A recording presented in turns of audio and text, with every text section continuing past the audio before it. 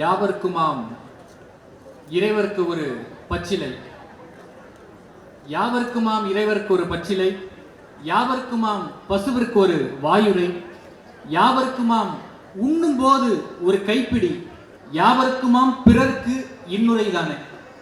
இன்னுரையை கேட்க வந்திருக்கும் அனைத்து அவையோருக்கும் எனது அன்பார்ந்த வணக்கம். அன்பார்ந்தவர்களே, இந்த நாள், இந்த மேடை என் வாழ்நாளில் மிக முக்கியமானது ஒரு மேடை. என்னுடைய சமகாலத்தின் இரு பெரும் ஆளுமைகளோடு நான் மேடையை பகிர்ந்து கொண்டிருக்கிறேன். அரங்கேற்றம் என்ற சொல் நமக்கு தெரியும் நினைக்கிறேன். இன்றைக்கு நம்முடைய சமகாலத்தில் அரங்கேற்றம் என்பது ஒரு பரதநாட்டியம் நடனத்தோடு தொடர்புடையதாக இருக்கிறது. ஆனால் ஒரு 100 ஆண்டுகளுக்கு முன்பு வரை கூட குருகுல கல்வி இருந்தபோது அரங்கேற்றம் என்பது மிக நீண்ட காலமாக ஒரு மாணவன் ஒரு கலையை தங்கி பயின்று அவர் ஆசிரியர் முன்னால், ஊர் மக்களின் முன்னால் அரங்கு ஏறி, அதாவது மேடை ஏறி முதலாக எப்போது அதை செய்து காட்டுகிறாரோ அந்த நாள் அரங்கேற்றம் என்று. யாரை பார்த்து நான் முதலாக பேச தொடங்கினேனோ ஐயா சுகீசிவம் அவர்களோடு இன்றைக்கு மேடையை பகிர்ந்திருக்கிறேன். இது எனக்கு ஒரு அரங்கேற்றம். இரண்டாவது மிகப்பெரிய ஒரு ஆளுமை என் சமகாலத்தினுடைய பெரும் கவிஞர். அன்பார்ந்தவர்களே, இன்றைக்கு உலகத்தில் எழுதக்கூடிய எந்த மிகச்சிறந்த கவிஞனுக்கும் ஒரு படி கூட தாழாத கவிதைகளில் எழுதக்கூடிய அற்புதமான கவிதை மொழிக்கு சொந்தக்காரர் நம்முடைய மனுஷியபுத்திரன் அவர்கள். இன்னைக்கு எனக்கு பக்கத்தில் உட்கார்ந்துருக்கனால ஒரு மிகப்பெரிய ஆளுமையாக தெரிகிறார். ஆனால் எப்போதுமே மனுஷ அவர்களை நான் ஒரு நண்பனாக தான் நினைச்சிருக்கேன். ஏன்னா என்னுடைய எல்லா ரகசியங்களும் தெரிந்து ஒருபோதும் என்னை தீர்ப்பிடாத ஒரு நண்பனாக தான் மனுஷியபுத்திரன் அவர்களுடைய கவிதை இருக்கும். நீங்க எல்லாரும் இன்ஸ்டாகிராம்ல கண்டிப்பா அவருடைய கவிதை வரியை கிடக்காம இருந்திருக்கவே மாட்டீங்க. இத்தனை எளிமையான ஒரு சபையை நான் எதிர்பார்க்கவே இல்லை. நான் சாக்க வந்தோடனே சொன்னேன், இது உங்களுக்கான களம். ஏன்னா எல்லாமே ஜென்சி, கிட்டத்தட்ட அந்த ஜென்ரேஷனுடைய தலைமுறை. நீங்க ஒரு பாடலாசிரியருக்கு கிடைக்காத, ஒரு சினிமா வெளிச்சத்தில் இருப்பவர்களுக்கு கிடைக்காத ஒரு மிகப்பெரிய இளைஞர்கள் பட்டாளம் மனுஷியபுத்திரன் சாருக்கு கிடைச்சிருக்கு. அன்பார்ந்தவர்களே, நம்முடைய சமகாலத்தின் மற்றொரு நவீன கவிஞர் இசை. அவர் கம்பராமாயணத்தை படித்து அதை நவீன மொழியில் ஒரு புத்தகமாக எழுதியிருக்கிறார். அதுதான் நறுமண துயரேன்னு ஒரு புத்தகம். கம்பன்ல எக்கச்சக்கமான கவிதைகள் இருக்கு. மிக உச்சபட்சமான இன்பத்தை தரக்கூடிய கவிதைகள்லாம் இருக்கு. ஒரு கவிதையை படிச்சுட்டு அவர் என்ன செய்யறது, இவ்வளவு அற்புதமா கம்பன் எழுதியிருக்கிறானேன்னு இசை படிச்சுட்டு, ஒரு வசை சொல்லால் கம்பனை அணைத்துக் கொள்வதை தவிர என்னால் வேறு என்ன செய்ய முடியும் சொன்னார். அது மாதிரி என்னுடைய வாழ்நாளில் மனுஷியபுத்திரனுடைய பல கவிதைகளை படித்துவிட்டு ஒரு வசை சொல்லால் மனுஷை அணைத்துக் கொள்வதை தவிர என்னால் வேறு எதுவும் செய்ய முடியவில்லை. மனுஷனுடைய ஒரு கவிதை இருக்கும். பேச தொடங்குபவர்களிடமெல்லாம் துயரத்தை முறையிடுகின்ற பழக்கம் எப்படி வந்ததென்று தெரியவில்லை. தொடுகின்ற 100 கரங்களுள் மீட்பரின் கரம் எதுவென்று தெரியவில்லை. அன்பார்ந்தவர்களே, எனக்கு தெரிந்து பல 100 பேரினுடைய மீட்பராக இருக்கக்கூடிய மனுஷியபுத்திரன் அவர்களுக்கு என்னுடைய வணக்கம். அன்பார்ந்தவர்களே, நமக்கு புலங்கு பொருட்கள்னு சில இருக்கு. நம்ம சாப்பாட்டை தட்டில் சாப்பிட்றோம், தண்ணீரை குடத்தில் பிடிப்போம். அது மாதிரி வடை சாப்பிட்றதுக்குன்னு தமிழர்கள் ஒரு புலங்கு பொருளை வைத்திருக்கிறார்கள். அதுதான் நியூஸ் பேப்பர். ஒரு வடையை வாங்கி நியூஸ் பேப்பரில் ஒரு அமுக்கி அதை நல்லா புழிஞ்சு அந்த கந்தகத்தோட சாப்பிட்டாதான் தமிழர்களுக்கு வடை சாப்பிட்ட ஒரு திருப்தியே வரும். உண்மைதானே? அந்த செய்தித்தாள், இந்த வடை வைக்கிற செய்தித்தாளில் மட்டும் பல சுவாரஸ்யமான கருத்துக்கள்லாம் அந்த செய்தித்தாளில் தான் இருக்கும். நீங்கள் வேற எங்கெல்லாம் பார்த்தாலும் கிடைக்காது. நமக்கு வடை வைக்கும் போது அந்த பேப்பரை பார்த்தோன்னா பல அதிர்ச்சிகரமான, பல அற்புதமான வாழ்க்கையினுடைய தத்துவங்கள்லாம் அந்த பேப்பரை தான் நமக்கு வரும். அது மாதிரி எனக்கு ஒரு மிக நீண்ட காலமாகவே ஒரு தொடக்க பள்ளிக்கு வெளியில் வடை சுட்டி இருக்கக்கூடிய ஒரு பாட்டி, என்னுடைய நண்பரை போன்ற பல தத்துவ கருத்தெல்லாம் அவங்க தான் சொல்லுவாங்க. தம்பி, இந்த வாழ்க்கைங்கிறதுன்னு ஆரம்பிச்சாங்கன்னா வடை சுட்டுக்கிட்டே ரொம்ப நேரம் பேசிக்கிட்டு இருப்போம். ஒரு நாள் அப்படி வடை சுட்டு தரக்கூடிய அந்த பேப்பர்ல ஒரு மழலையினுடைய கையெழுத்து இருந்தது. ஏதோ எந்த குழந்தை எத்தனை வகுப்பு படிக்கிறாங்க எதுவுமே தெரியல. ஆனா ஒரு மழலையினுடைய கையெழுத்தில் சில திருவிழாக்கள் எழுதியிருந்தது. உனக்கு தெரிந்த திருவிழான்னு எழுத சொல்லியிருப்பாங்களே, என்னமோ ஒரு 4-5 திருவிழாக்களினுடைய பட்டியல் அதில் இருந்தது. தீபாவளி, பொங்கல், ரம்ஜான், கிறிஸ்துமஸ்னு. அது கடைசி ஒரு திருவிழாவுக்கு முந்தினியதாக ஒரு திருவிழாவினுடைய பெயர் இருந்தது. நீங்க நம்பினா நம்புங்க, உண்மையிலேயே புத்தக திருவிழா என்று அந்த பேப்பர்ல எழுதியிருந்தது. அது ஒரு கவிதையை படிக்கக்கூடிய ஒரு சுவாரஸ்யமான ஒரு இன்பத்திற்கு ஈடாக இருந்தது. அந்த நாள் முழுக்க அத்தனை உற்சாகமாக இருந்தேன். அன்பார்ந்தவர்கள், இது ஒரு சாதாரண விஷயம் கிடையாது. ஒரு குழந்தை மனம் நம்முடைய சமகாலத்தில் ஒரு தீபாவளியை எப்படி பார்க்கிறதோ, ஒரு பொங்கலை எப்படி அனைவரும் சேர்ந்து கொண்டாடக்கூடிய ஒரு விழாவாக பார்க்கிறதோ, புத்தக திருவிழாவையும் அது போன்ற ஒரு பண்பாட்டு திருவிழாவாக, மிகப்பெரிய தமிழ்நாடு என்கிற மாநிலம் சேர்ந்து கொண்டாடக்கூடிய ஒரு திருவிழாவாக பார்ப்பது என்பது, அதை நாம் அனைவருமே கண்ணார கண்டு கொண்டிருக்கின்ற நம்முடைய சமகாலத்தில் நிகழ்ந்து கொண்டிருப்பது ஒரு வரலாற்று தருணம். நாம் அனைவருமே அதற்கு சாட்சிகளாக இங்கு அமர்ந்திருப்பது மிக்க மகிழ்ச்சி. ரெண்டாவது, இங்க நடனம் ஆடியவர்கள், எனக்கு கூட தமிழ் பேச்செங்கல் மூச்சியினுடைய பெற்றோ அடுத்து ஒரு நடனம் ஆடுவார்னு சொல்லிடுவாங்கன்னு பயமா இருந்துச்சு. ஏன்னா அந்த அளவுக்கு மிக அற்புதமாக பல்வேறு நடனங்கள் மூலமாக ஒரு இளமையான மேடையை இங்கு தந்ததற்காக இந்த கல்லூரி நிர்வாகத்திற்கு என்னுடைய நெஞ்சார்ந்த நன்றிகள். இந்த புத்தக திருவிழாவை அமைத்திருக்கக்கூடிய அரசிற்கும் மாவட்ட நிர்வாகத்திற்கும், ஏனால் ஒவ்வொரு உழைப்பிற்கு பின்னால், இந்த புத்தக திருவிழாவின் மேடைக்கு பின்னால் எந்த அளவிற்கு வியர்வை இருக்கிறது என்பதை நேரடியாக அறிந்தவன் என்கின்ற முறையில் அனைவருக்கும் எனது நெஞ்சார்ந்த நன்றிகள். என்னுடைய தலைப்பு வாழ்வை விரிவாக்கும் கலை. அன்பார்ந்தவர்களை, ஜெயமோகன் என்கின்ற ஒரு எழுத்தாளர் சமீபத்தில் ஒரு உரை நிகழ்த்தியிருந்தார். ஒரு பண்பாட்டை நாம் எப்படி அளவிடுவது, ஒரு பண்பாட்டிற்கான அளவுகோல் என்றால் என்ன அப்படிங்கிற ஒரு கேள்விக்கு நாம் எதை விடையாக சொல்லலாம் என்றால், பிறன்மை, அதர்ஸ், நமக்கு தெரியாத ஒரு வாழ்க்கையை, நமக்கு தெரியாத ஒரு மதத்தினரை, நமக்கு தெரியாத ஒரு உயிரை நாம் எப்படி பார்க்கிறோம், அவங்க கூட நம்ம எப்படி அந்த கனெக்ஷன், அந்த தொடர்புல நம்ம எப்படி இருக்கோம், இந்த அளவுகோலை வைத்துதான் ஒரு தமிழ்நாட்டினுடைய அல்லது எந்த ஒரு மாநிலத்தினுடைய பண்பாட்டிற்கான அளவுகோலை நம்மால் அளவிட முடியும். நம்ம இலக்கியம் நீங்க கிட்டத்தட்ட ஒரு 100 முறைக்கு மேல இந்த மேடைகளில் அந்த வார்த்தையை தான் சொல்லியிருப்பீங்க. இலக்கியம் என்பதற்கான மிகச்சிறிய அளவுகோலாக ஒரு நிகழ்ச்சியை, ஒரு வாழ்க்கையினுடைய ஒரு கதையை அனுபவமாக மாற்றி தருவதற்கு மனிதர்கள் கண்டுபிடித்த தொழில்நுட்பம் தான் இலக்கியம். நீங்க சாதாரணமா ஒரு தகவலை படிச்சுட்டு போனா அது வெறும் தகவல் தான். ஆனா ஒரு கதை ஒரு எழுத்தாளர் எழுதிட்டா அது தகவல் கிடையாது, அது ஒரு அனுபவம். நான் ஒரு காட்சி சொல்றேன், நீங்க அதை கற்பனை பண்ணி பாருங்க. ஒரு இளம் பெண் அவளோட தோழி கிட்ட போய், இன்னைக்கு காலையில ஒரு முக்கியமான விஷயம் நடந்துச்சு, உன்கிட்ட சொல்லணும், நீ வாடி அப்படிங்கிறான். அவங்க 2 பேரும் சரி சொல்லு என்ன பிரச்சனை அப்படின்னு கேட்கும்போது, உனக்கு அந்த பையனை தெரியுமா, ஞாபகம் இருக்கா, நம்ம சின்ன வயசுல விளையாண்டுட்டு இருக்கும்போது நம்ம பக்கத்து தெருதான் அவன், நம்ம கூட எப்பயுமே விளையாட வருவானே, ஞாபகம் இல்லைன்னு அவன் சொல்றான். நல்லா யோசித்து பாரு, நம்ம மணல் வீடு கட்டி விளையாண்டுகிட்டு இருக்கும்போது அதை காலில் வச்சு இடிச்சு விட்டுருவான்ல, இப்ப ஞாபகம் வந்துச்சா, இல்ல வரலையே. நம்ம தலையில பூ வச்சிருப்போம், அதெல்லாம் புடிங்கிட்டு ஓடிடுவானே, இப்ப ஞாபகம் வந்துச்சா, இல்ல தெரியல, கொஞ்சம் ஞாபகம் வர மாதிரி இருக்கு, எனக்கு சரியா அவன் பேர் ஞாபகம் இல்ல. நம்ம பந்து விளையாண்டுட்டு இருக்கும்போது அந்த பந்தை பிடிக்கிட்டு ஓடிடுவான்ல, நம்ம எப்போதுமே நம்ம கிட்ட சேட்டை பண்றதா அந்த பையனுக்கு வேலையை, இப்ப ஞாபகம் வந்துச்சானா, ஆமா ஒரு தெரிந்தானே அப்படின்னு. அவன் ரொம்ப நாள் கழிச்சு இன்னைக்கு என்னை பார்க்க வந்தான், தெருவில் நின்றுட்டு இருந்தான், நான் வீட்டுக்கு வெளியே நின்றுகிட்டு இருக்கும்போது என்ன நினைச்சான்னு தெரியல, வேகமா வந்து எங்க வீட்டுல தண்ணி வேணும் அப்படின்னு சொல்லி தண்ணி கேட்க ஆரம்பிச்சுட்டாங்க.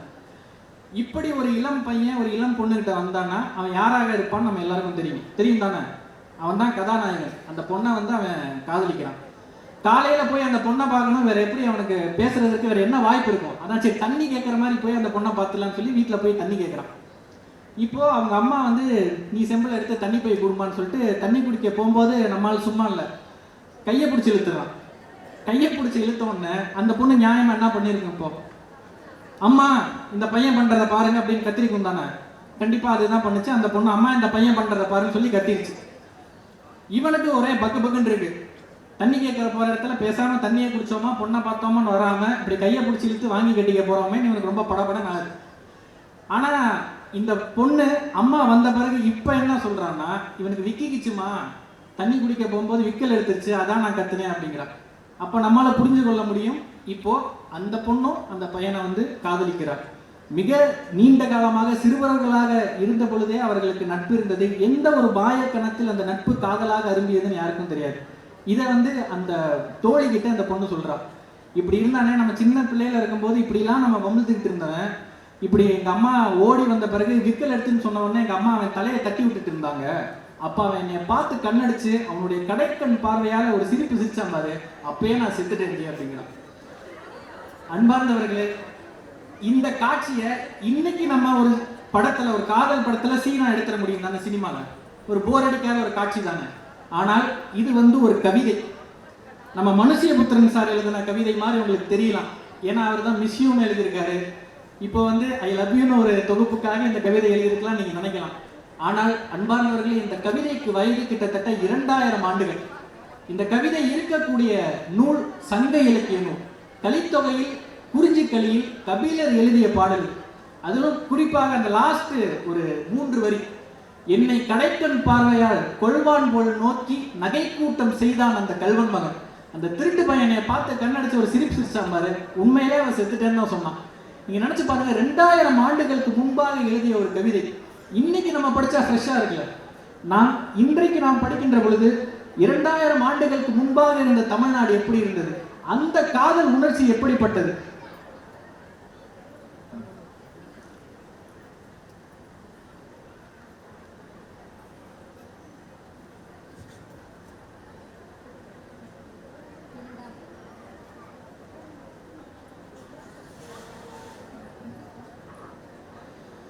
அப்ப அன்பார்ந்தவர்களே, அந்த டைம் டிராவல் ஒரு 2000 வருஷமாக ஒரு கவிதை இன்னும் சாகாமல் இருக்குன்னா அந்த அனுபவத்தை நமக்கு கடத்தக்கூடியது இருக்குல்ல, இதுதான் ஒரு இலக்கியம் நமக்கு செய்வது. நான் இன்னொரு கவிதை சொல்றேன். நந்தி கலம்பகம். நம்ம எல்லாமே இந்த கலம்பகம் அப்படிங்கிற ஒரு நூலை 5 மார்க்ல படிச்சு எழுதியிருப்போம். 3வது நந்திவர்மனை பற்றி எழுதக்கூடிய ஒரு கவிதை தான். இதே மாதிரி ஒரு தலைவி, ஒரு பாணன்னா பாட்டு பாடுறாரு. விடிய காலையில வேக வேகமா அந்த பாணன்ட்ட போய் ஒரு கேள்வி கேட்கிறான் சட்டையை பிடிச்சி, நேற்று என் வீட்டு பக்கம் நீ எதுவும் வந்தியா அப்படிங்கிறான். ஆமா வந்தேன், எப்படி உனக்கு தெரியும் அப்படிங்கிற. சரி வந்ததெல்லாம் இருக்கட்டும், பாட்டு எதுவும் பாடினியா, ஏன் கேட்குற அப்படிங்கிறான். பாட்டு பாடினியா இல்லையா சொல்லு. இல்லை நீ ஏன் கேட்குற அப்படின்னு சொன்ன உடனே ஓங்கி பலார் நரவிட்ட உடனே, ஆமா நான் பாடுனேன், உனக்கு எப்படி தெரியும். நேற்று நைட்டு ஒரு 12 மணி இருக்கும், வீட்டில் ஆம்பளையாக யாரும் இல்லை, என்னோட அப்பாவும் இல்லை, சகோதரனும் இல்லை. அதனால நானும் எங்கள் அம்மாவும் மட்டும்தான் இருந்தோம். ரொம்ப பயமா இருக்குன்னு என்னுடைய தோழி, என் ஃப்ரெண்டையும் வீட்டில் கூப்பிட்டு வச்சுக்கிட்டோம். 3 பேர் தான் இருந்தோம். நடுராத்திரி 12 மணிக்கு ஒரு சத்தம், 3 பேருமே பயந்துட்டோம். எங்க அம்மா சொன்னா ஏதோ ஒரு பேய் கத்திக்கிட்டு இருக்கு போல அப்படின்னு. சரி அப்படின்னு சொல்லிட்டு நானும் இருக்காது சேச்சா பேயெல்லாம் இருக்காதுன்னு சொல்லிட்டு என் தோழியும் சொன்னா, நானும் சொன்னேன். பக்கத்து வீட்டுக்கார ஒருத்தன் வந்தான், ஏதோ ஒரு நரி ஊழத்துக்கிட்டு இருக்குன்னு சொன்னான். சரி அப்ப கூட சரி நரி எதுக்கு இந்த நடுநிசில ஊழ எடுக்குன்னு சொல்லிட்டு அமைதியா இருந்தேன். திரும்பி இந்த சத்தம் வந்துச்சு. என் தோழி சொன்னா ஏதோ ஒரு நாய் தான் கத்துது அப்படின்னு. ஆனா நான் தாண்டா கரெக்டா சொன்னேன், நாயா இருக்காது, நாயை நீயா தாண்டா இருப்ப அப்படின்னு. நண்பர்களே, இது உண்மையிலேயே அப்படியே எழுதிய பாடல். ஒரு 1000 வருடங்களுக்கு முன்பு நந்தி கலம்பகத்தில் இது இருக்கக்கூடிய பாடல். வீட்டிலிருந்து பாட விடியளவும் நள்ளிரவில் பேய் என்றால் தாய், நரி என்றால் பிறர், நாய் என்றால் தோழி, நீ என்றேன் நான். இந்த பாட்டு இருக்குல்ல, இன்னைக்கு நம்ம படிச்சோம்னா ஏதோ ஒரு சின்ன புன்முறுவல் வருதுல, ஒரு ஃபன் இருக்குல்ல. 1000 ஆண்டுகளாக ஒரு நகைச்சுவையை இதே அன்னைக்கு அந்த கவிஞன் எதை நினைத்து இதை எழுதியிருப்பானோ இன்னைக்கு நம்ம படிச்சா அதை திருப்பி நம்மளால ரீக்ரியேட் பண்ண முடியுதுல. இதுதான் ஒரு இலக்கியத்திற்குள்ள ஒரு வலிமை. ஒரு இலக்கியம் செய்வது என்னவென்றால், நம்ம எத்தனை பெரிய ஒரு வேலைனாலும் பார்க்கலாம், 100 பேருக்கு வேலை கொடுக்கக்கூடிய ஒரு தொழிலதிபராக நாம் இருக்கலாம். ஆனா இருக்கிறது ஒரே ஒரு வாழ்க்கை தான். அதன் வேலை செய்கின்ற 100 தொழிலாளர்களோடு நாமும் ஒருவராக இருக்கலாம். ஆனா நமக்கு இருக்கிறது ஒரே வாழ்க்கை தான். இந்த ஒட்டுமொத்த மனித வரலாற்றிலும் நாம் வாழ்வது மிக ஒரு சின்ன தூசு. என்ன பெரிய அனுபவமாக கிடைத்தாலுமே நமக்கு இருக்கக்கூடியது மிகச்சிறிய வாழ்க்கை. இந்த வாழ்க்கையை விரிவாக்கக்கூடிய ஒரே ஒரு கலை இருக்கும் என்றால் அது வாசிப்பு தான் நண்பர்களே. ஒரு வாசிப்பு நாம் இருந்த இடத்திலேயே, அமர்ந்த இடத்திலேயே வேறு ஒரு வாழ்க்கையை, வேறு ஒரு வாழ்வை முழுவதுமாக நாம் வாழ்ந்து பார்ப்பதற்கான சாத்தியங்களையும் அனுகூலங்களையும் நமக்கு தந்து செல்லும். எல்லா புத்தகங்களும் கைகளால் தான் எழுதப்படும். ஆனால் ஒரு சில மிக சிறிய புத்தகங்கள் கால்களால் எழுதப்பட்டதுன்னு சொல்லலாம். அப்படி ஒரு புத்தகம் தான் சமஸ் அவர்கள் எழுதிய கடல் என்கின்ற ஒரு புத்தகம். நண்பர்களே, நம் தமிழ்நாட்டில் கடற்கரையோர மாவட்டங்கள் கிட்டத்தட்ட 14 மாவட்டங்கள் இருக்கு. நம்ம பெரம்பலூர்ல இருந்து கிட்டத்தட்ட 100 கிலோமீட்டருக்கு நம்மளால கடலை பார்க்கவே முடியாது. நாம் ஒரு கடலை எல்லையாக கொண்ட மாவட்டம் கிடையாது. ஒரு கடலில் இருக்கக்கூடிய மீனவர்களுடைய வாழ்க்கை என்றால் என்ன, ஒரு மீனவ பெண் என்ன துயரங்களை எல்லாம் சந்திக்கிறார், ஒரு மீனவன் என்னென்ன சாகசங்களை எல்லாம் செய்கிறான், அவனோட சந்தோஷம் என்ன, துக்கம் என்ன, எதுவுமே நமக்கு தெரியாது. ஆனா சமஸ் என்கின்ற இந்த பத்திரிகையாளர், எழுத்தாளர் இந்து தமிழ் நாளிதழில் 10 வருஷத்துக்கு முன்னாடி ஒவ்வொரு மாவட்டத்துக்கும், அந்த 14 மாவட்டத்திற்கும் சென்று ஒரு சில கட்டுரைகள் எல்லாம் நடு கடல்ல படகில் சென்று கொண்டிருக்கும் போது எழுதி அவர்களுடைய வாழ்க்கையை தந்தார். அதுல ஒரு சம்பவம் இருக்கு. மீனவர்களினுடைய ஒரு கிராமம், அதுல ஒரு குடும்பம் இருக்கு, ஒரு கணவன், ஒரு மனைவி. அவங்களுக்கு கல்யாணம் ஆகி 3 வருஷம் ஆகுது. 2 குழந்தைகள் இருக்காங்க. ஒரு குழந்தைக்கு வயது 2, இன்னொரு குழந்தைக்கு வயது 1. அவருடைய கணவன் வந்து ஒரு மீனவர் தான். முதல்ல அதுல சொல்லக்கூடிய ஒரு செய்தியே மீனவர்கள்ங்கிற ஒரு வார்த்தையை நம்ம பயன்படுத்தக்கூடாது. ஏன் அப்படின்னா, நாம் ஒரு நெல்லை வந்து விவசாயம் செய்யக்கூடியவரை நெல்லுக்காரன்னு சொல்றது கிடையாது, விவசாயின்னு தான் சொல்றோம். ஒரு தக்காளி போடுறவரை இவர் பேர் தக்காளிக்காரன்னு சொல்றது கிடையாது, அவரையும் விவசாயின்னு தான் சொல்றோம். மீன் பிடிக்கிற ஒரே காரணத்திற்காக அவரை மீனவர்னு சொல்லக்கூடாது. என்னை என்ன பேர் வச்சு சொல்லணும்னு நான் தான் முடிவெடுக்கணுமே தவிர நீங்க கூப்பிடுறது என் பேர் கிடையாதுன்னு மீனவர்கள் சொல்லுவாங்க. அவர்களுடைய பெயர்கள் என்னவென்றால் கடலோடிகள் தான். கடலை தன்னுடைய தாயாக, கடலை தன்னுடைய நிலமாக ஓடி ஆடி விளையாடுவதால் அவர்கள் பெயர் கடலோடிகள். அவர்களுக்கு தெரிந்த பல்வேறு தொழில்களில் ஒன்று மீன் பிடித்தல். அதனால் அவர்களை மீனவர்கள் சொல்லக்கூடாது, என் பேர் மீனவன் கிடையாது, கடலோடின்னு சொல்லி அந்த புத்தகத்தில் சொல்லியிருந்தாங்க. சரி, இந்த மாதிரி கடலோடி ஒருத்தர் கடலுக்கு போறாங்க. இப்படி ஒரு குடும்பம் இருக்கு, ஒரு கணவன் ஒரு மனைவி, அவங்களுக்கு 2 குழந்தைகள். அவரை கடலுக்கு ஒரு நாள் மீன் பிடிக்க போறாரு. நண்பர்களே, நம்ம குடும்பத்தில் யாராச்சும் வேலைக்கு போனோம்னா அப்பா எத்தனை மணிக்கு திரும்பி வருவார்னா நம்முடைய சிந்தனைகள்லாம் இருக்கும். ஆனால் ஒரு கடலோடியினுடைய வாழ்க்கை என்பது, கடலுக்கு போனா அந்த வீட்டில் இருக்கக்கூடிய பெண்மணிகள் திரும்பி இவன் உயிரோட வருவானா மாட்டானாங்கிறது அவங்களுடைய சிந்தனை. ஒவ்வொரு நாளும் உயிரோடு விளையாடக்கூடிய ஒரு தொழில் அது. அது மாதிரி ஒருத்தர் அவர் கடலுக்குள் போறாரு. ஆனா என்ன ஒரு சோகமான விஷயம்னா, போனவர் திரும்பி வரல. ஒரு கடற்கரை கிராமத்தில் இருக்கக்கூடிய ஒரு கட்டுப்பாடு இருக்கும். அந்த கிராமத்தில் யாராவது ஒருத்தர் கடலுக்குள்ள போய் தொலைஞ்சு போயிட்டாருன்னா கடற்கரையோர கடற்படையினர் அவர்கள் எல்லாம் தனியா தேடுவாங்க. ஆனாலுமே அவர்களுடைய அந்த கிராமம் ஒட்டு மொத்தமும் தன்னுடைய வேலையை அப்படியே போட்டுட்டு 1 வார காலமானாலும் சரி அவங்க எல்லாரும் கடலுக்குள் இறங்கி தன்னுடைய சக கடலோடி எங்கே என்பதை தேடுவார்கள். அப்படி தேடி தேடி பார்க்குறாங்க. 1 வாரத்துக்கு மேலே ஆகுது, ஆனாலும் அவரை கண்டுபிடிக்கவே முடியல. கொஞ்ச நாள் போகுது. ஒரு சில மாதங்களுக்கு கழிச்சு ஒரு சதை பிண்டம் கடற்கரையோரமாக வந்து ஒதுங்குது. கடல்ல இறந்து போவது கூட ஒரு மிக கடுமையான விஷயம் தான். ஏன்னா இப்ப நம்ம எங்கேயாவது இருந்தோம்னா உடலாவது முழுமையாக கிடைக்கும், ஆனால் கடலில் இறந்த ஒரு கடலோடியினுடைய உடல் கூட முழுமையாக கிடைக்காது. ஏன்னா மீன் சாப்பிடும். ஏதோ ஒரு இவர் தான் அடையாளம் கண்டுபிடிக்க மாதிரியான ஒரு உடல், ஒரு ஆண் இந்த வயதில் இருக்கக்கூடியவர்கிற வச்சு இவராக தான் இருக்குன்னு சொல்லிட்டு அந்த உடலை இவருடைய கணவன் என்று நினைச்சு எரிச்சிடுறாரு.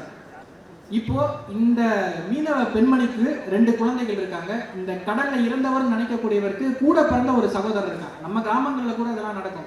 மிலிட்ரிக்கு போயிருப்பாங்க, ராணுவத்திற்கு போய் மிக இளம் வயதிலேயே ஒருத்தர் இறந்துட்டாருன்னா அவருடைய மனைவியை கூட பிறந்த சகோதரர் வந்து கட்டியிருப்பார். அது மாதிரி அந்த மீனவ கிராமமும் இனி இந்த 2 குழந்தைகளுக்காக வேணும் இந்த சகோதரரை நீ கட்டிக்கமான்னு சொல்லுது. அவங்களும் கட்டிக்கிறாங்க. அவர்களுடைய வாழ்க்கை ரொம்ப சந்தோஷமா போகுது. 1 வருஷம் ஆகுது. இவங்களுக்கு ஒரு குழந்தை பிறகுது. இப்ப அந்த குடும்பத்துல ஒரு கணவன் மனைவி இருக்காங்க, 3 குழந்தைகள். 2 பேர் வந்து அவங்களுடைய அண்ணனுக்கு பிறந்தவங்க, ஒருத்தர் வந்து இப்ப அவருடைய தம்பி கல்யாணம் ஆகி பிறந்தவர். இவரும் கடலோடி தான், கடலுக்குள் போய் மீன்லாம் பிடிச்சிட்டு வராரு. ஒரு நாள் இவர் கடலுக்கு போறாரு, ஆனா திருப்பி வந்தவன் போனவன் கிடையாது. யார் இறந்துட்டேன்னு சொல்லி இவங்க எரிச்சிருப்பாங்களே, அவர் திரும்பி 2 வருஷம் கழிச்சு திருப்பி வராரு. நீங்க நினைச்சு பாருங்க நண்பர்களே, 3 குழந்தைங்க, உயிரோடு இருக்கக்கூடிய கூட பிறந்த 2 சகோதரர்கள், அவர்களுடைய லீகல் ஹஸ்பண்ட், அம்மா அப்பா. இந்த 3 பேர் கூட அடல்ட்ஸ் விட்டுலாம். இந்த குழந்தைகளை இனி இந்த சமுதாயம் எப்படி பார்க்கும்? இந்த குழந்தைகள் இது எப்படி ஏத்துக்கும்? மிக மிக சாதாரணமாக ஒரு கடற்கரை கிராமத்தில் நடக்கக்கூடிய நிகழ்வுகள் இதெல்லாம் நமக்கு தெரியுமா? நானும் ஒரு கடற்கரை கிராமத்தில் இருந்து பிறந்தவன் கிடையாது. ஒரு கடலோடியினுடைய வாழ்க்கை என்னவென்றால் எனக்கு தெரியாது. ஆனால் இந்த புத்தகத்தை படித்ததால் அவருடைய கஷ்டத்தினுடைய ஒரு துளி எனக்கு தெரியும்னா அதற்கு காரணம் இந்த வாசிப்பு தான்.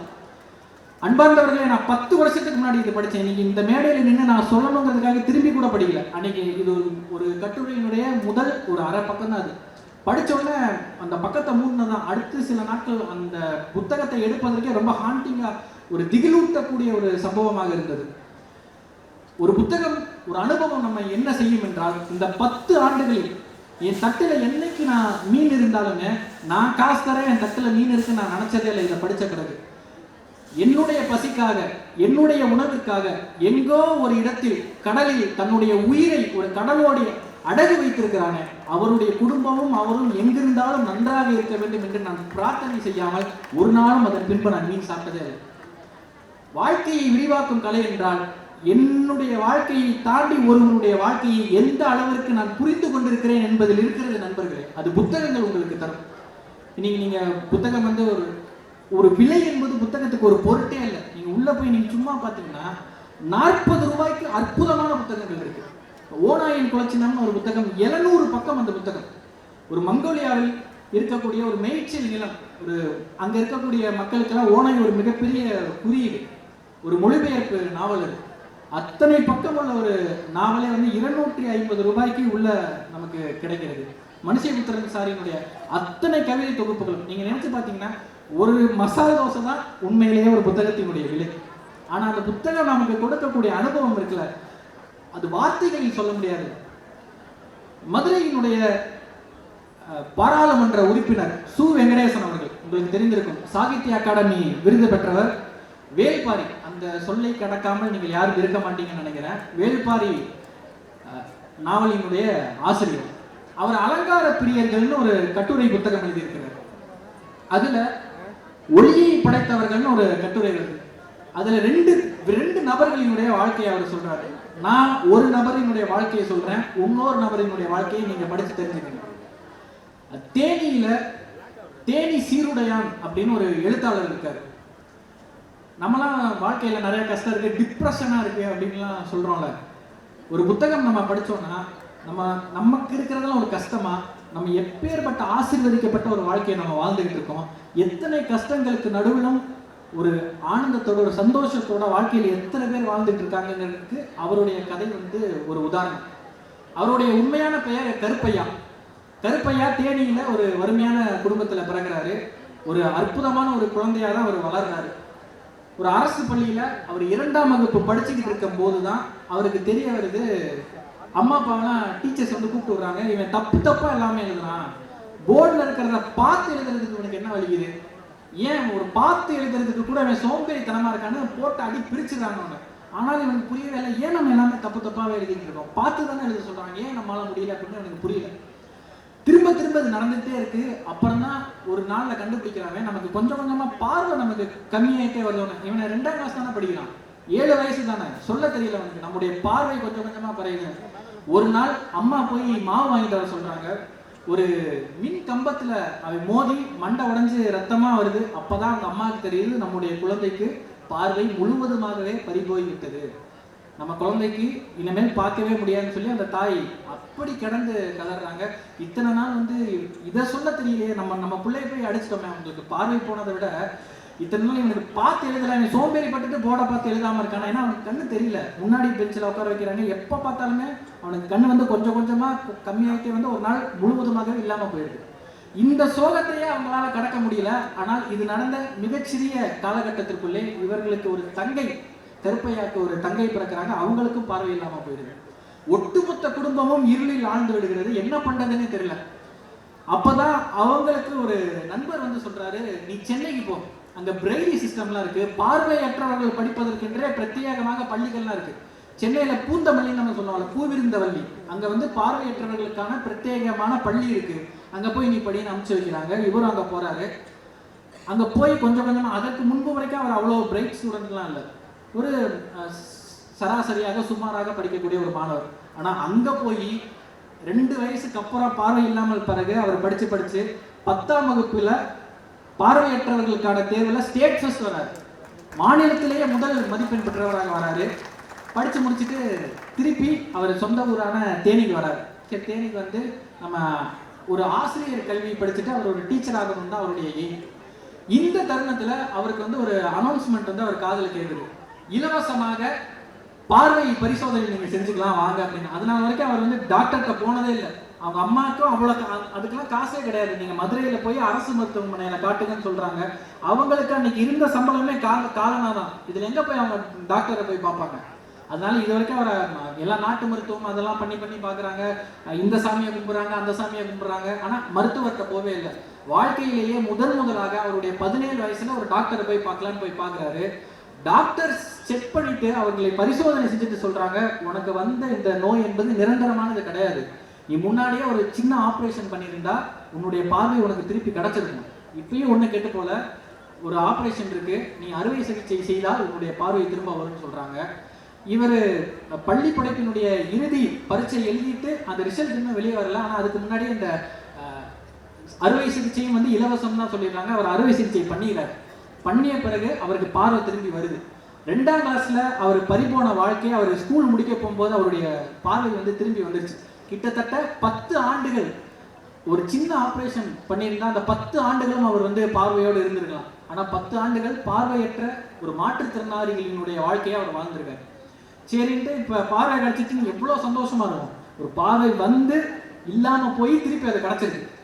இப்போ திருப்பி அவருடைய அந்த சர்டிஃபிகேட்லாம் வருது, இப்போ ரிசல்ட் வருது. இவர் எம்ப்ளாய்மெண்ட் ஆஃபீஸில் போய் அவருடைய டீச்சர் தானே அவருடைய ஆர்வங்கிற ஆசை. வேலை வாய்ப்பு அலுவலகத்தில் தேனியில் பதிலான்னு அவருடைய சர்டிஃபிகேட்லாம் எடுத்துகிட்டு போகிறாரு. தேனியில் சொல்லிடுறாங்க, இது வந்து பார்வையற்றவர்கள் பள்ளியில் நீ படிச்சிருக்க, அது வந்து இங்கே பதிய முடியாது, நீ சென்னையில் போய் தான் பதியணும்னு. எல்லா சர்டிஃபிகேட்டையும் எடுத்துகிட்டு திருப்பி சென்னைக்கு போகிறாரு. சென்னைக்கு போனால் இது பார்வையற்றவர்கள் வாங்கக்கூடிய சான்றிதழ் எல்லாமே அப்படி தானே வச்சுருக்கேன். ஆனால் உனக்கு தான் கண்ணு தெரியுது, இது இப்போ செல்லாது. நீ எப்படி வந்து பார்வை இல்லாதவன்னு சொல்லி இங்கே வந்து பதிய முடியுங்கிறாரு. நீ தேனிக்கு தான் போகணும் அப்படிங்கிறாங்க. திருப்பி தேனி சென்னை மாறி மாறி போகிறாரு. ஒன்றுமே பண்ண முடியல அவரால். நீங்கள் கண்ணு தெரிஞ்ச பிறகு இந்த அவர் படித்த ஒட்டுமொத்த பள்ளி படிப்புமே வேஸ்ட்டுன்னு ஆயிடுது. முன்னாடி வந்து அந்த 2 வயசுல இருந்துச்சு அவருக்கு பார்வை தான் போச்சு. இப்போ பார்வை கிடைச்சா அவர் ஒட்டுமொத்த கல்வியும் இனி செல்லாதுன்னு ஆயிடுச்சு. சர்டிஃபிகேட்லாம் கிழிச்சு எரிஞ்சுட்டு அவர் அப்பா வந்து ஒரு கடலை வியாபாரம் பண்ணுறது தான். தேனி பஸ் ஸ்டாண்டில் ஒரு கடலை வியாபாரம் பண்ணுறாரு. அதே பஸ் ஸ்டாண்டில் ஒரு பழக்கடை வைக்கிறாரு. கொஞ்சம் கொஞ்சமாக வளர்ந்து இன்றைக்கும் அவர் ஜூஸ் கடை வச்சுருக்காரு. அந்த ஜூஸ் கடை தான் அவர் 3 வேளை வாழ்வாதாரத்துக்கான உணவு. நண்பர்களே, நம்மளாம் கஷ்டம்னு சொல்கிறோம், ஆனால் இவருடைய வாழ்க்கையில் இருக்கிற கஷ்டத்துக்கு முன்னாடிலாம் நம்மளாம் ஒரு தூசு கூட கிடையாது. எத்தனை ஒரு அற்புதமான வாழ்க்கையை நமக்கு கடவுள் கொடுத்துருக்காரு. ஆனால் இந்த கதை நான் இதுக்காக சொல்ல வரல. அவர் ஒரு மிக அற்புதமான நாவலாசிரியர், கவிஞர், சிறுகதை ஆசிரியர். நிறங்களின் உலகம்னு அவருடைய இந்த வாழ்க்கை அனுபவத்தை எல்லாம் சேர்த்து ஒரு நாவலாக எழுதுறாரு. நீங்க வாழ்க்கையில வேற எந்த ரைட்டர் எழுதுதையும் நம்ம படிச்சிருக்கலாம். அவருடைய வாழ்க்கையில என்னுடைய வாழ்க்கையை வச்சு ஏதோ ஒரு நாவலா நம்ம எழுதிடலாம். உங்களுக்குன்னு ஒரு வாழ்க்கை இருக்கும், அதை வச்சு நீங்க ஒரு கதை எழுதிடலாம். ஆனால் யாராலுமே எழுத முடியாத ஒரு படைப்பை அவர் எழுதினார். எப்படின்னா, அவருக்கு தான் 2 உலகமும் தெரியும். பார்வையற்றவர்களினுடைய உலகம் எப்படின்னு தெரியும், பார்வை உள்ளவர்கள் உலகம் எப்படின்னு தெரியும். 2யுமே அவர் எழுதினார். அவர் தான் சொல்லுவார், நமக்கெல்லாம் இப்போ நீங்கள் வந்து வீட்டுக்கு போய் என்னுடைய முகத்தை நினைவு கூறணும்னா என் ஃபேஸ் எப்படி இருக்குது, என்னுடைய முகம் எப்படி இருக்குன்னு தானே உங்கள் மனசில் பதியும். ஆனால் பார்வையற்ற ஒரு சகோதரர் எப்படி முகங்களை நினைவு வச்சிருப்பார்னா, உள்ளங்கை தான் அவர்களுக்கு முகம். எல்லாருமே உள்ளங்கையை தொட்டு பார்ப்பாங்களே, உள்ளங்கை சுரசரப்பான முகம் எதுனா, உள்ளங்கை சுரசரப்பாக இருந்துச்சுன்னா அது ஒரு முகமாக அவங்களுக்கு பதியுது. வளவளப்பான கைகள், ஈரம் படிந்த கைகள்னு உள்ளங்கைகள் தான் பார்வையற்றவர்களுக்கு முகம் என்பது ஒரு எழுத்தாளன் எழுதியல் தான் நமக்கு தெரியும். பிரெய்லியில் அவங்க தொட்டு தொட்டு சத்தமா படிப்பாங்க. பிரெய்லியில் தொட்டு தொட்டு நாங்கள் வாய்விட்டு உறக்க படிப்பதால் எங்கள் காதுகள் தான் எங்களுடைய கண்கள்னு ஒரு வரி எழுதியிருந்தார். மிக அற்புதமான வரி. ஒரு பார்வையற்றவர்களுடைய காதுகள் தான் அவர்களுடைய கண்கள் என்பதை ஒரு புத்தகம் அல்லாமல் இந்த அனுபவத்தை வேறு எது நமக்கு சொல்லும்? அவர் தான். ஏன்னா நம்ம பச்சையில் ஒரு பார்வையற்ற சகோதரர் எப்படி கற்பனை பண்ணியிருப்பான்னு நம்மளால சொல்லவே முடியாதுல்ல. தேன்கிறத ஒரு 100 பக்கம் தேன் அப்படி இருக்கும், இனிப்பா இருக்கும், வளவளப்பா இருக்கும், அது ரொம்ப சுவையா இருக்குங்க என்பதை விட ஒரு சொட்டு தேனை சுவைப்பதில் இருக்கின்ற அனுபவம் இருக்குல்ல, அது வேற தானே. இந்த 2 உலகத்தையும் பார்த்த, இந்த 2 உலகத்தையும் அனுபவித்த ஒருவர் எழுதிய புத்தகங்கள் இருக்கிறது என்றால், இந்த புத்தகத்தை வாசிப்பதற்கு நமக்கு வாழ்க்கையில் கிடைத்த ஒரு வாய்ப்பு தானே. இதை விட வாழ்க்கையை விரிவாக்கக்கூடிய, நம்ம அனுபவத்தை உயர செய்யக்கூடிய ஒரு சாத்தியம் நமக்கு கிடைக்குமானே தெரியாது. நீங்க நினைச்சு பாருங்க, சுபி சிவமையா அடிக்கடி சொல்லுவாரு, ஒரு கவிதை படிக்கிறீங்கன்னா உங்களுடைய அகம் அது வளர்ச்சி அடையும். ஒரு நாவல் படிக்கிறீங்கன்னா உங்கள் வாழ்க்கை வளர்ச்சி அடையும். ஆனால் எப்பொழுது நீங்கள் கட்டுரை தொகுப்புகளை படிக்கிறீர்களோ ஒட்டுமொத்த நாடும் சேர்ந்து வளர்ச்சி அடையும். ஏன்னா அத்தனை பெரிய ஆச்சரியங்களை எல்லாம் கட்டுரை தொகுப்புகள் வைத்திருக்கும். ஒய் வி ஸ்லீப்னு ஒரு புத்தகம் மேத்யூ வாக்கர் எழுதினது, நாம் ஏன் தூங்குகிறோம்னு. நீங்க ஒவ்வொரு பக்கத்திற்கு பக்கம் நீங்க ஆச்சரியப்படுவீங்க. நம்ம குரங்குல இருந்து மனுஷன் வந்தா அது எல்லாருக்கும் நமக்கு தெரியும் தானே. ஆனா ஏன் வந்தான், ஏன் ஒரு மீன்ல இருந்து மனுஷன் வரல, வேற சில உயிரினங்கள்ல இருந்து மனுஷன் வரலன்னா, கட்டாந்தரையில படுத்து, வெறும் தரையில படுத்து ஒரு குரங்கு தூங்குச்சு, அதனாலதான் மனுஷனே வந்தான். யாராச்சும் நம்ப முடியுதா? என்னடா கதை சொல்றேன்னு தானே இருக்கு. உண்மை நண்பர்களே, வெறும் தரையில் படுத்து, எப்போ ஒரு குரங்கு வந்து மரத்துல படுக்கிறத விட்டுட்டு தரையில நல்லா காலை நீட்டி ஜம்முன்னு தூங்குச்சோ அப்பதான் மனுஷன் வந்தாங்க. ஏன் அப்படின்னா, நம்முடைய மூளையில வந்து சப்கான்சியஸ் மைண்டுன்னு ஒன்று இருக்குன்னு நம்ம எல்லாருக்கும் தெரியும். ஆழ் மனதுன்னு. நம்ம மரத்துல உட்காந்து தூங்கிட்டு இருக்கும்போது எப்போதுமே ஒரு ஆழ்ந்த தூக்கம் எந்த குரங்குக்கும் கிடைக்கவே கிடைக்காது. ஒரு மீன் ஆழ்ந்த தூக்கத்தில் தூங்குச்சுன்னா என்ன ஆகுது? உள்ள மூங்கி செத்து போயிடும். எப்பயுமே அதனால அது தூங்கிட்டு இருக்கும்போது கூட மீனினுடைய அந்த மூளை வந்து இயங்கிக்கிட்டே தான் இருக்கும். மீனினுடைய மூளையின் ஒரு பகுதி ஆற்றலோடு இயங்கிக் கொண்டே தான் இருக்கும். மரத்துல உட்காந்து ஒரு குரங்கு தூங்குச்சுன்னா மரத்துல இருந்து கீழே வந்துச்சுன்னா, அதனால அந்த மூளை வந்து முழுவதுமாக தூங்க வருது. நம்மளே நம்ம உணர்ந்திருக்கிறோம். புதிய இடத்துக்கு போனா எனக்கு தூக்கமே வரல, புது இடத்துல படுத்தா எனக்கு தூக்கமே வரலங்க. ஏன் வராதுன்னா, ஏன்னா புது இடத்துல என்னென்ன சிக்கல்கள் இருக்கு, என்ன பிரச்சனை இருக்குன்னு நம்ம மூளை எப்பவுமே நம்மள ஒரு அலார்மிங்கா, ஒரு அலர்ட்டாவே வச்சிருக்கோம். அதனாலதான் நமக்கு தூக்கம் வர்றது கிடையாது. எப்ப வந்து நெருப்பை பொத்தி வச்சுட்டு கீழே படுத்து அந்த குரங்கு தூங்குச்சோ, அந்த குரங்கு மனிதன் தூங்கினானோ, அப்ப அவனுக்கு மிக நல்ல ஆழ்ந்த உறக்கம் வந்தது, முழுமையான ஒரு ஓய்வு கிடைத்தது. அந்த ஓய்வுல தான் அவனுக்கு பல்வேறு சிந்தனைகள் ஒன்றோடு ஒன்று இணைந்து, இது இப்படி பண்ணா எப்படி, இது மாதிரி பண்ணி பார்க்கலாமே, பல்வேறு ஆற்றல்களும் இந்த சக்கரத்தை கண்டுபிடிச்சதுக்கு எல்லாமே காரணம் தரையில் படுத்து தூங்கியது தான். இது ஒரு புத்தகம் நமக்கு சொல்லக்கூடிய ஒரு ஆச்சரியமான தகவல். நீங்க சாத்தனூர் கல் மரத்தை பத்தி நம்ம கேள்விப்பட்டிருக்கலாம். நீங்க கீழே கிடந்து ஒரு கல் எடுத்தீங்கன்னா கிட்டத்தட்ட அது பல கோடி ஆண்டுகள் அந்த கல் பழமையானதா இருக்கலாம். ஆனா சாத்தனூர் கல் மரத்துக்கு இருக்கிற சிறப்பு என்ன தெரியுமா? 12 கோடி வருஷத்துக்கு முன்னாடி, 12 கோடி வருஷத்துக்கு முன்னாடி அது ஒரு உயிர். அது கல்லு கிடையாது, அதுக்கு ஒரு உயிர் இருந்திருக்கிறது. நமக்கு நம்ம சுத்தி இருக்கிற மரங்களை பத்தி நமக்கு என்ன தெரியும்? The secret life of trees அப்படின்னு பீட்டர் ஓலிபன், ஒரு ஜெர்மானிய தாவரவியல் நிபுணர், அவருடைய புத்தகத்தை பேராசிரியை லோகமாதேவி மரங்களின் மறைவாழ்வு அப்படின்னு தமிழ்ல மொழிபெயர்த்திருக்காங்க. காலச்சுவடு பதிப்பகத்துல வந்து இது கிடைக்குது. நமக்கு இருக்கக்கூடிய அற குணங்கள்னு நம்ம நினைக்கிறது என்ன? அம்மா அப்பாவை நல்லா பார்த்துப்போம், யாராச்சும் ஒரு உதவினா நம்மளால முடிஞ்சா நம்ம செய்வோம், நமக்குன்னு ஒரு காதல் இருக்கு. இது எல்லாமே மரங்களுக்கு இருக்குன்னு அந்த புத்தகம் சொல்லுது. ஒரு மரம் வந்து அவர் ஜெர்மனியில் இருக்கக்கூடிய ஒரு காட்டில் கண்டுபிடிக்கிறாரு. அது வெட்டப்பட்டு 400 வருஷம் ஆச்சு. கிட்டத்தட்ட 400 வருடங்களுக்கு மேல அது வெட்டிட்டாங்க. அந்த மரத்தினுடைய அடிப்பகுதி மட்டும்தான் இருக்கு.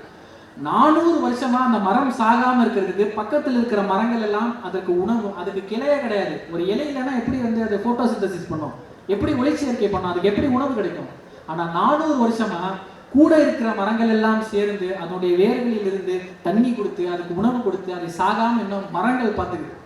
ஏன் அப்படின்னு சயின்டிஸ்ட்லாம் போய் ஆராய்ச்சி பண்றாங்க. ஏன் ஒரு மரத்தை சக மரம் 400 வருஷமா பாதுகாக்குதுன்னா, அந்த மரம் வந்து பெருசா இருக்கும் போது இப்ப உணவு கொடுத்திருக்கிற மரம்னா சின்னதா இருந்திருக்கும். அதனுடைய நிழலின் காரணமாக தான் இந்த மரமே வளர்ந்துருக்கும். அது வெயில தணிச்சு அந்த நிழலில் தான் இந்த சக மரங்கள் எல்லாம் வளர்ந்துருக்கும். நான் வளர்றதுக்கு காரணமானவன் தான் இந்த மரம். அவனை நான் சாக விட மாட்டேன்னு ஒரு மரம் முடிவு பண்ணியிருக்குன்னா, நீ நினைச்சு பாருங்க, ஒரு மரத்தை விட நம்ம என்ன பெரிய ஆளு. புல், நம்ம சாதாரண புல்லு நினைப்போம். ஆனா புல்லுக்கு ஒரு குணம் இருக்குன்னு அறிஞர்கள் அந்த புத்தகத்துல சொல்றாங்க. ஒரு விதை நெல் முளைக்குதுன்னு வச்சுக்கோங்களேன், அதுக்கு வந்து 220 ஹெர்ட்ஸ் அப்படிங்கிற ஒரு அதிர்வெண்ல ஒரு சத்தம் அந்த விதை நெல்ல இருந்து வந்துகிட்டே இருக்குமா. அந்த சத்தத்தை அவங்க லெபார்டரியில திருப்பி ரீக்ரியேட் பண்ணி பார்க்குறாங்க. அதே ஃப்ரீக்வன்சியில் 220 ஹெர்ட்ஸ் அந்த அதிர்வெண்ணில் இருக்கக்கூடிய ஒரு சத்தத்தை வந்து ரீக்ரியேட் பண்ணுறாங்க. என்ன நடக்குதுன்னா, அந்த விதை நெல் முளைக்குதில் அந்த தானியம் முளைக்கின்ற அந்த திசையை நோக்கி பக்கத்தில் இருக்கிற புல்லெல்லாம் தன்னுடைய வேர்கள் அனுப்புதான். அந்த சத்தம் வருகின்ற இடத்தை நோக்கி எல்லா புள்ளியினுடைய வேரும் வருதான். நான் எப்படி வளர்ந்து இந்த உலகத்தை பார்த்தேனோ, இந்த சூரியனை தரிசித்தேனோ, இந்த காற்றை நான் சுவாசித்தேனோ, அது மாதிரி நீயும் வளர்ந்து வா. நீ வளர்றதற்கு என்னால் முடிந்த ஏதோ ஒரு உணவை உனக்கு நான் தரேன்னு பக்கத்தில் இருக்கிற புல்லெல்லாம் ஹெல்ப் பண்ணுதுன்னா, இந்த புத்தகத்தை படித்த பிறகு கண்ணாடியில பார்த்துல நீ எல்லாம் என்னடா பெரிய ஆளு, நீ சொல்ற அந்த மாதிரி அறம் இருக்குன்னு சொல்ற, பக்கத்தில் இருக்கிற உதவி செய்யணும்னு சொல்ற, ஒரு புள்ளை விட ஒரு மனிதன் எந்த விதத்திலும் உயர்ந்தவன் இல்லை என்கின்ற அனுபவத்தை புத்தகங்கள் நமக்கு சொல்லித்தரும் நண்பர்களே. நான் இறுதியாக ஒரே ஒரு கருத்தை மட்டும் சொல்லிட்டு விடைபெறலாம்னு நினைக்கிறேன். எஸ் ராமகிருஷ்ணன், நாளைக்கு வாய்ப்பு இருக்கின்ற எல்லா நண்பர்களும் வந்து கேளுங்க. தமிழினுடைய மிக முக்கியமான எழுத்தாளர்களில் ஒருவர். 1.5 பக்கத்துல ஒரு கதை எழுதியிருந்தாரு, நினைவின் உணவகம்னு. சின்ன கதை தான், நான் வேகமா சொல்லிட்டு முடிச்சிடுறேன்.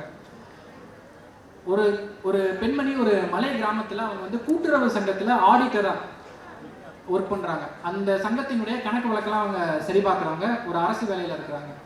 அவங்க ஒரு தடவை ஒரு ஃபேக்டரியில சரி பார்க்க போகும்போது, ஃபேக்டரியில் இருக்கிறவங்க தான் எல்லாருமே மதிய சாப்பாடு வாங்கி தருவாங்க. இந்த மாதிரி ஆடிட்டிங்க்கு யாரெல்லாம் வராங்களோ, இந்த கணக்கு தணிக்கைக்கு யார் வராங்களோ, அவங்களுக்கான மதிய உணவை அந்த அலுவலகத்தில் இருக்கிறவங்க தான் வாங்கி தருவாங்க. இன்னைக்கும் அப்படிதான்.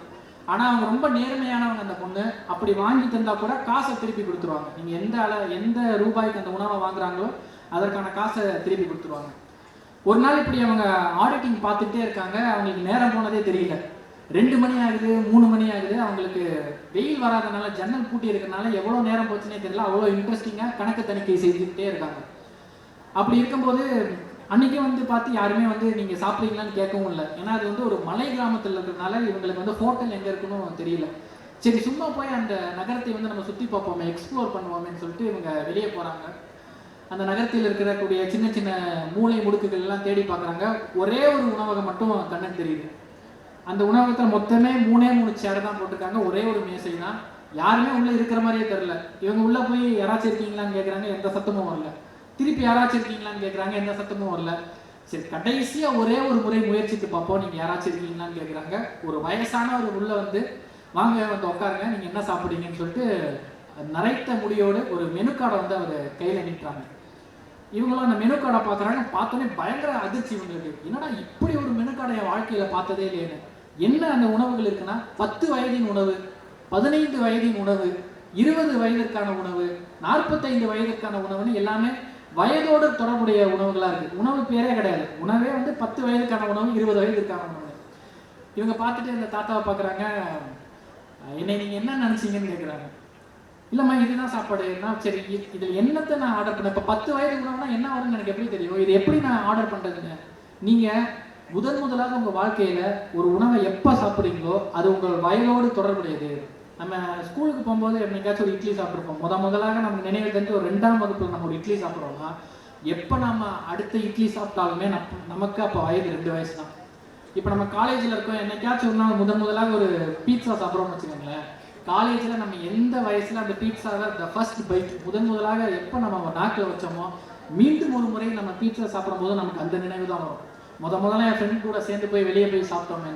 நீங்கள் எந்த உணவை நீங்கள் சாப்பிட்டாலுமே அந்த வயதில் நீங்கள் எப்போ அதை முதலாக சாப்பிட்டீங்களோ அந்த நினைவு இருக்கிறதுனால 10 வயது உணவுன்னு சொன்னீங்கன்னா, நீங்கள் 10 வயதில் என்ன உணவு சாப்பிட்டீங்களோ அதை நாங்கள் சமைச்சிட்டு வந்து தருவேன் அப்படின்னு இந்த தாத்தா சொல்கிறாங்க.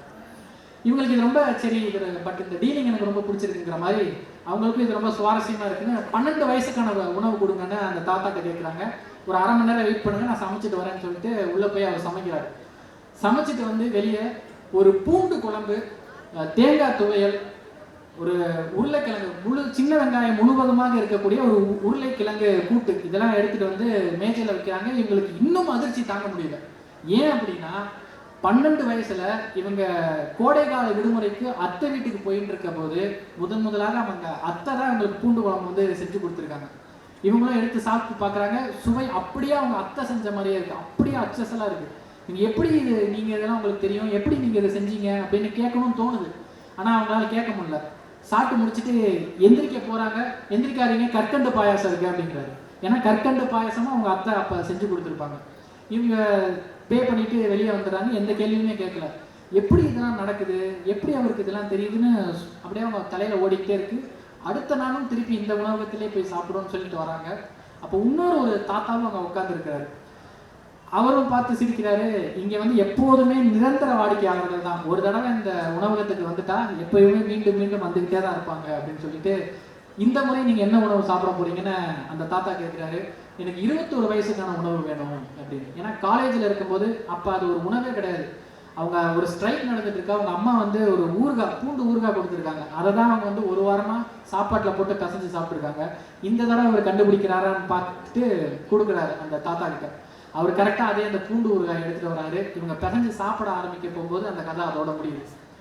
நண்பர்களே, நமக்கு எல்லா கதையுமே நம்ம வந்து ஒரு மாரல் ஆஃப் த ஸ்டோரின்னு ஒன்று எதிர்பார்ப்போம். இந்த ஒரு ட்விஸ்ட்டு டேனு அப்படின்னு பயங்கரமான ஒரு திருப்பங்கள்லாம் இருந்தால் தான் ஒரு சுவாரஸ்யமான கதையை நினைப்போம். இது அப்படிலாம் எதுவுமே கிடையாது. இந்த கதை ஏன் முக்கியமானது? ஒரு கதை நமக்கு என்ன செய்யும்னா, நீங்கள் நான் சொல்ல உங்கள் கற்பனையில் ஒரு உணவகம் உங்களுக்கு வந்திருக்கும் தானே.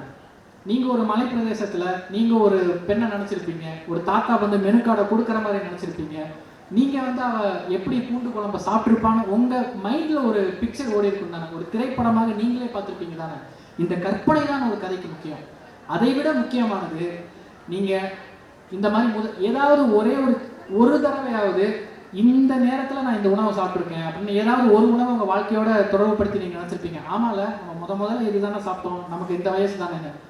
நம்ம அடுத்த முறை ஒரு இட்லி சாப்பிடும்போது அந்த இட்லி இன்னைக்கும் இட்லியான்னு ஒரு போர் அடிக்காம, சார் இது அம்மா நம்ம ஸ்கூல்ல செஞ்சு கொடுத்த போது நம்ம அழுதுகிட்டே சாப்பிட்ட இட்லி தானே ஒரே ஒரு முறை அந்த இட்லியை சுவாரஸ்யப்படுத்தியது என்றால் இந்த கதை வெற்றிகரமான கதை. நண்பர்களே, வாழ்க்கையில் பெரும்பாலான நேரங்களில் நாம் வெறும் கல் என்று தூக்கி எறியக்கூடியதை வைர கற்கள் என்று மீண்டும் நமக்கு எடுத்து தருவதற்கு ஒரு கதையும் ஒரு இலக்கியமும் தேவைப்படுகிறது. நான் மீண்டும் ஒரு முறை என் தலைப்பை சொல்லி முடிக்கலாம் என்று நினைக்கிறேன். அன்பார்ந்தவர்களே, வாழ்க்கையை விரிவாக்கும் கலை அது வாசிப்பு. நன்றி, வணக்கம். புத்தக வாசிப்பின் முக்கியத்துவத்தையும், புத்தக வாசிப்பின் மகத்துவத்தையும், வாசிப்பின் உன்னதத்தையும் பல்வேறு இலக்கிய நூல்களிலிருந்தும் கதைகள் மூலமாகவும் நமக்கெல்லாம் கருத்துரை வழங்கிய திரு பிரிட்டோ அவர்களுக்கு நெஞ்சார்ந்த நன்றியை தெரிவித்துக் கொள்கின்றோம்.